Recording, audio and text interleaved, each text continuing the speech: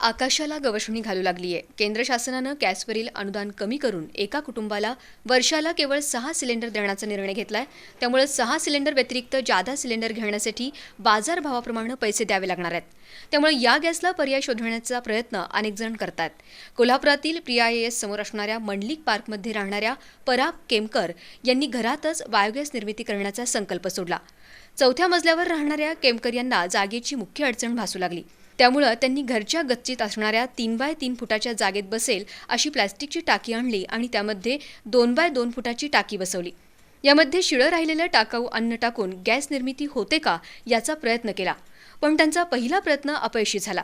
त्यामुळे त्यांनी याबाबत इंटरनेटवरून माहिती मिळवली, सीडीही मागून घेतल्या आणि त्याचा पुन्हा प्रयोग केला. त्यांना गॅस निर्माण करण्यात यश प्राप्त झालंय. 3x3 फुटाच्या टाकीत 2x2 फुटाची उलटी टाकी बसवून त्यांनी हा प्रयत्न केलाय. घरात राहिलेलं शिळं अन्न, खरकटं ते गटारीत टाकलं जातं.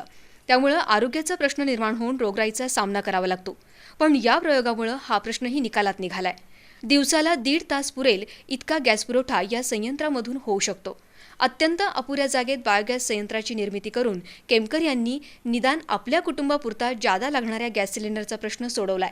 संयंत्रामधून गॅस निर्मिती केल्यानंतर बाहेर पडणारं पाणी बागेला किंवा झाडांना घातलं तर खतालाही चांगला पर्याय मिळू शकतो. आपल्या शिल्लक खरकट्या अन्नावरती स्वयंपाकाचा गॅस तयार करण्याचा प्रयोग मी केला आणि सुरुवातीला बऱ्याचशा अडचणी आल्या त्याच्यामध्ये. परंतु पुण्याला एक अप्रोप्रिएट रुरल टेक्नॉलॉजी इन्स्टिट्यूट म्हणून संस्था आहे, त्यांची माहिती मला इंटरनेटवरून मिळाली.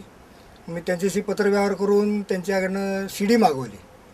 त्या CDमध्ये जशा सूचना दिल्या त्याप्रमाणे एक छोटंसं संयंत्र तयार केलं.